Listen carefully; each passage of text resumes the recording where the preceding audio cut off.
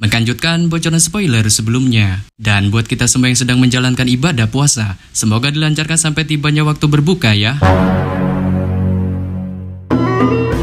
Setelah Xiaopan berhasil keluar dari badai racun mengerikan di wilayah dalam rawa kematian, ketika sebelumnya terus berkutat keras untuk melewatinya, Xiaopan pun yang tampak merasa trauma menghadapi kengerian dari badai racun, memilih untuk menjauh TKP wilayahnya. Dengan segera sosoknya pun cepat kilat melesat terbang menjauh TKP badai racun itu. Tetapi secara mengejutkan, tepat baru saja Xiaopan menjauhi dari TKP badai racun, Xiaowi si monyet bahlulnya pun tanpa diduga tiba-tiba melontarkan teriakan ala-ala monyetnya, sembari tangannya menunjuk-nunjuk ke arah depan, tanpa memberikan sinyal peringatan kepada Xiaopan. Menyebabkan Xiaopan pun yang melihatnya spontan memunculkan keterkejutannya, dengan tatapannya secara hati-hati melesat ke arah depan. Saat kali ini bisa melihat di kumpulan awan kelabu beracun di depannya, ada sesosok hitam besar tampak menyerupai seekor ular garaga raksasa pun bergemuruh, menyapu tempat yang baru saja berdiri. Dengan sesaat setelah kemunculan tak terduganya, si ular itu pun yang tampak hanya ingin memberikan salam peringatan, yang bukan salam dari Binjai kepada Xiaopan, bahwa tempat ini merupakan wilayah teritorialnya. Secara aneh Bin membagongkan menghilang lagi ke dalam kabut badai racun.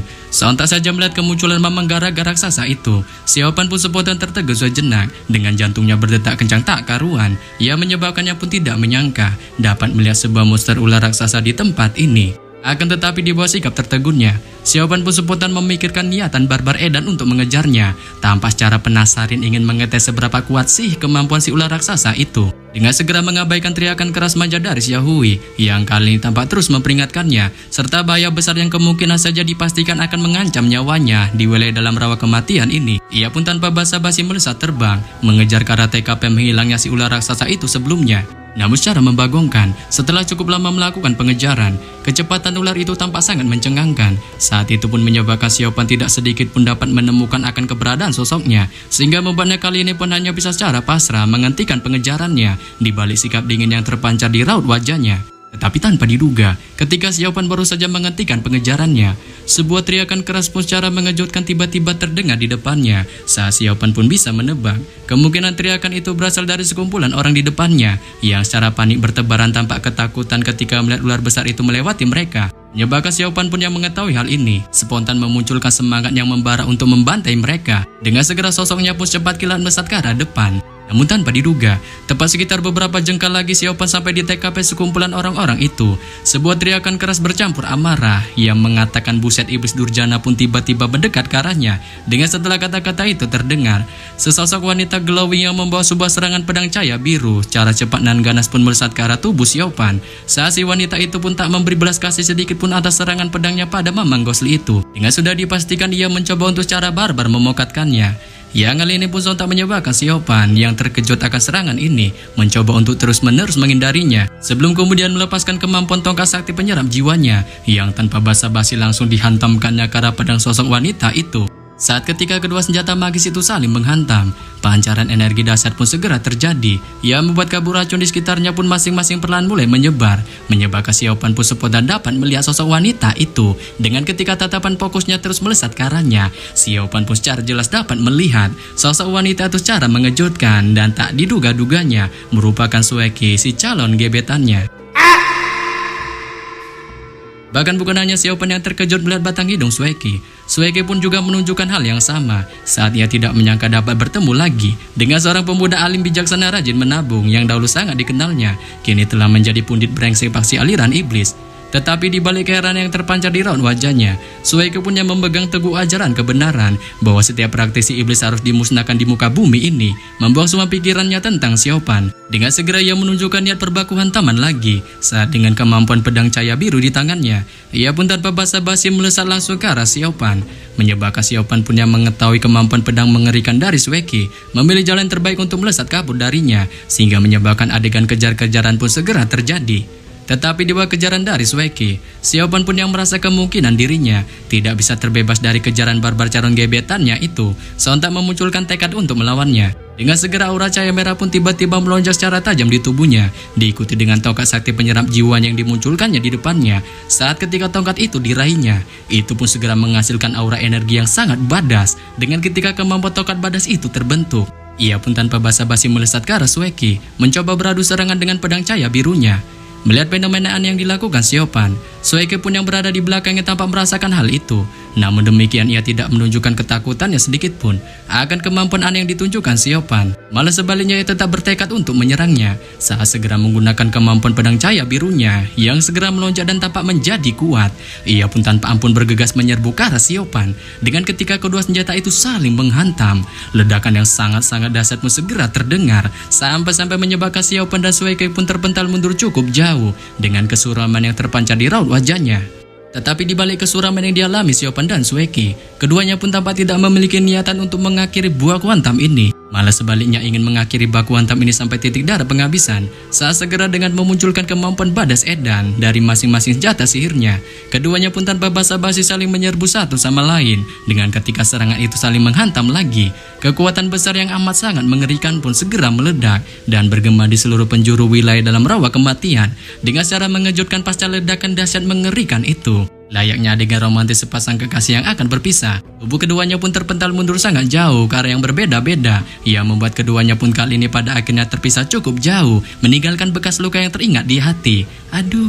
Pasca terpisah dengan Sueki, Siopan pun perlahan kembali pulih dari kesadarannya dan tiba-tiba melihat hutan lebat tak terbatas muncul di bawah kakinya, menyebabkannya pun yang melihatnya memutuskan untuk mendarat di sana. Saat setelah menembus kumpulan kabut racun tebal yang tak terbayangkan di depannya, ia pun pada akhirnya mendarat di wilayah hutan lebat itu. Dengan kemudian tatapannya tiba-tiba menoleh ke arah jauh TKP baku hantamnya melawan Sueki sebelumnya. Ia membuatnya pun spontan bertanya-tanya mengenai di manakah sekarang gerangan wanita itu.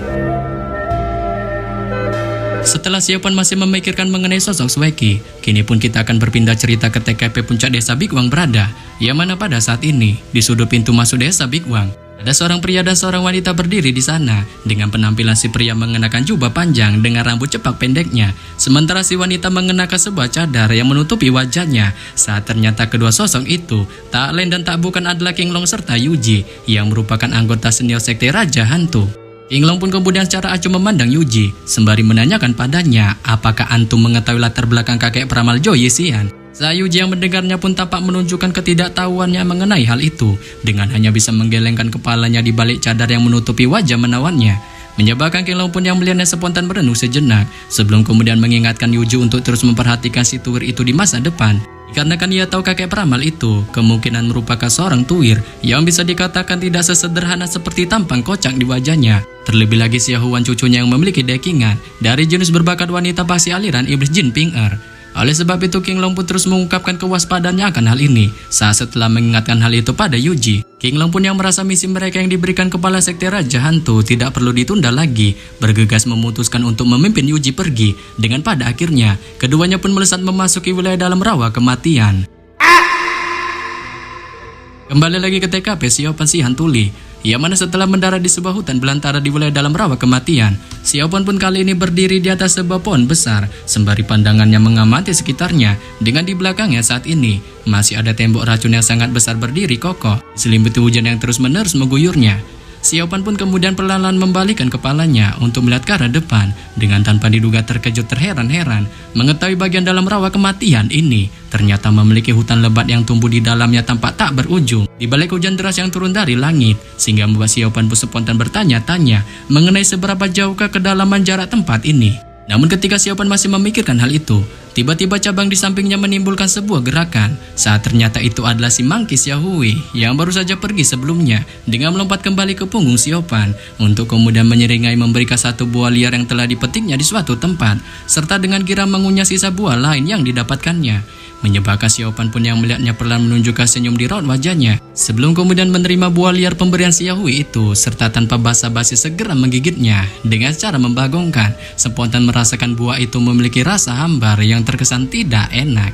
Hujan pun semakin deras mengguyur wilayah dalam rawa kematian, diikuti gemuruh yang tanpa henti terus-menerus terdengar. Siopan pun tidak menggunakan senjata sihirnya untuk sekadar membuat pertahanan menghalangi hujan deras yang tanpa henti mengguyurnya, melainkan dia memilih untuk membiarkan hujan deras itu membasahi jubah di tubuhnya. Dengan Xiaohui secara santuy duduk di bahunya, tanpa peduli sedikit pun hujan mengguyur sekujur tubuhnya, saat ia hanya secara fokus untuk memakan buah liar yang didapatkannya sebelumnya. Siopan pun kemudian memandang Xiaohui sembari perlahan memakan buah liar di tangannya sebelum kemudian tiba-tiba menanyakan pada monyet piaraannya itu mengenai dirinya yang apakah sekarang mulai mengenali Sueki pasca baku hantam melawannya sebelumnya. Saat Xiao Hui yang mendengarnya pun hanya menggumamkan beberapa suara aa-nya ala-ala monyetnya dengan sepasang mata kocaknya berputar-putar menatap Xiao Pan. Menyebabkan Xiao Pan pun yang merasa si monyetnya itu kemungkinan dipastikan tidak bisa menjawab sedikit pun pertanyaannya, hanya bisa tak berdaya menggelengkan kepalanya dengan kemudian bertanya-tanya mengenai wanita itu yang tidak menghabisinya. Padahal dari kenyataannya ia sangat membenci paksi aliran iblis. Memikirkan hal ini, Xiao Pan pun perlahan mengangkat kepalanya ke langit dengan hujan yang tanpa henti terus jatuh membasahi tubuhnya, tampak seperti ribuan pedang yang kali ini sedang menghantam tubuhnya. Tetapi tanpa diduga, ketika Xiao Pan masih melamun ke arah langit, tubuhnya pun spontan mengalami tremor hebat. Dengan secara mengejutkan pikirannya pun tiba-tiba mengalami dejavu hebat, mengingat semua kenangan suram pertemuan masa bocilnya bersama si anjing biksu Puji. Yang hal ini pun sontak menyebabkan tubuhnya tiba-tiba mengalami fenomena aneh. Dengan kedua tangannya mencengkeram erat, kukunya menusuk ke dalam telapak tangannya, yang bahkan tubuhnya mengalami lonjakan getaran hebat. Saat ini pun juga menyebabkan tongkat penyerap jiwa memancarkan cahaya badas mengerikan. Dengan energi ganasnya perlahan menumpuk di matanya, sehingga membuat matanya kali ini pun segera memancarkan cahaya iblis. Yang menyebabkan Xiao Hui yang kali ini berada di bahunya melihatnya pun spontan memunculkan kepanikan di raut wajahnya.